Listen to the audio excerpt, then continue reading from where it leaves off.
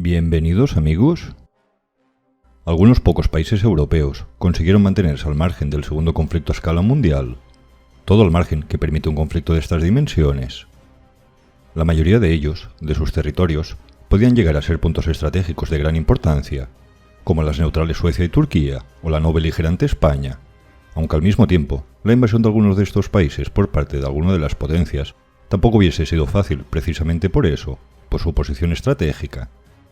Sin embargo, Suiza, en pleno corazón de una Europa en guerra y completamente rodeada por las potencias europeas del eje, consiguió permanecer neutral durante todo el conflicto. ¿Por qué Alemania no invadió Suiza durante el segundo conflicto mundial? De antemano, no se conoce una razón específica y concreta de por qué Suiza no fue invadida.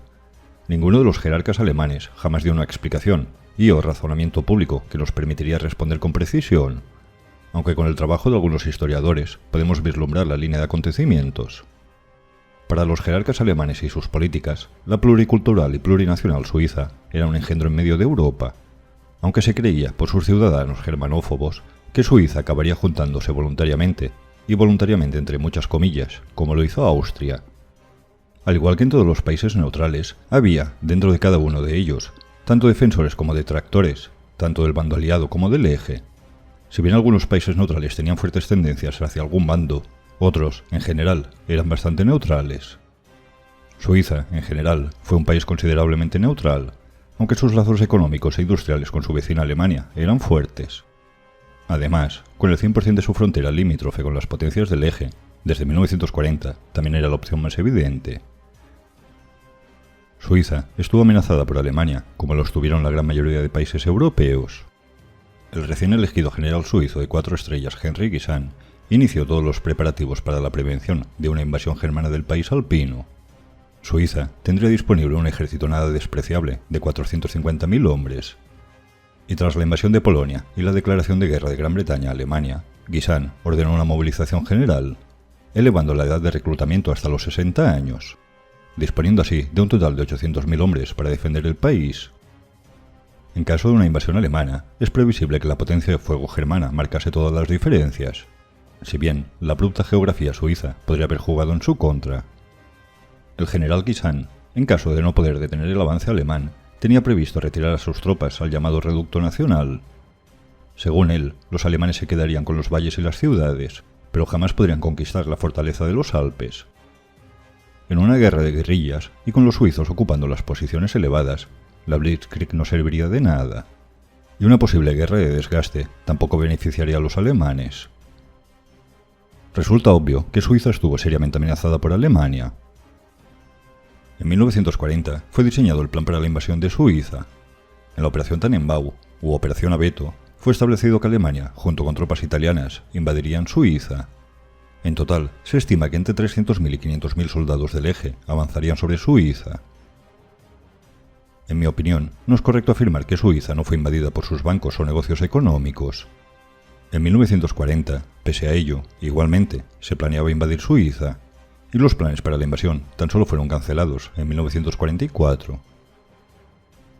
Según un historiador alemán, lo que realmente acabó por salvar a Suiza de ser invadida fue la rápida caída de Francia en 1940. De lo contrario, en un enfrentamiento más demorado, expone que Suiza hubiese sido invadida para poder acceder así a realizar ofensivas al sur de Francia, abriendo así un frente franco-germánico más extenso y con más oportunidades. Tras la caída de Francia, Gran Bretaña se volvió de inmediato el próximo gran objetivo, y poco después, ante la incapacidad de invadir el Reino Unido, la atención del líder de Alemania se giró hacia el este, hacia la Unión Soviética. Suiza ya estaba rodeada geográficamente tanto por Alemania como por Italia, y el pequeño país alpino no suponía ninguna amenaza. Y quizás, quién sabe, una guerra de guerrillas en los Alpes sería lo que menos necesitaba Alemania. Ahora sí, con la caída de Francia, Suiza era una opción más interesante si se mantenía como país independiente, favoreciendo a Alemania, tanto económica como industrialmente. Es conocido por todos que Alemania guardaba su patrón trabajo en Suiza. Nótese el sarcasmo. Es muy difícil establecer un valor al patrón trabajo, lo que en resumidas cuentas te permite imprimir más billetes, o bonos, impresión pura y dura. Alemania guardaba todo el oro requisado en Suiza, ya que la moneda alemana no tenía ningún valor internacional, pudiendo así cambiar el oro por la apreciada moneda suiza, y con ello realizar transacciones, sin contar con el más que probablemente enriquecimiento de muchos alemanes, sin duda no ciudadanos de a pie. También es destacable el aumento del valor del franco suizo en la posguerra, señal del enriquecimiento del país durante el conflicto, y gracias a este.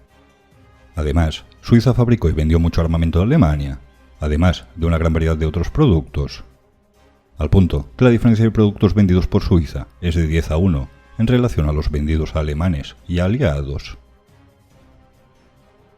Hasta el día de hoy, a los niños suizos todavía se les enseña que fue gracias al Plan Guisan, el general suizo, lo que evitó la invasión por el miedo de una guerra prolongada, en la que los suizos lucharían desde un bastión alpino que mantendría al país a salvo. Hoy en día, todo indica que realmente fue la rápida capitulación de Francia lo que contribuyó en mayor medida a evitar la invasión de Suiza.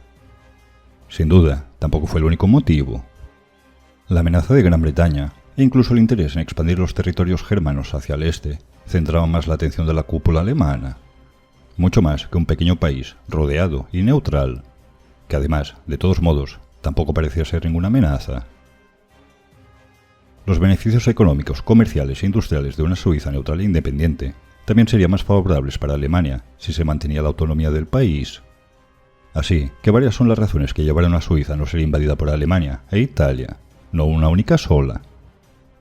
Aunque lo que contribuyó en mayor medida fue que, a excepción del Reino Unido, el frente occidental cayó ante la Blitzkrieg en unas pocas semanas, llevando a ser entonces más ventajoso no invadir Suiza que hacerlo.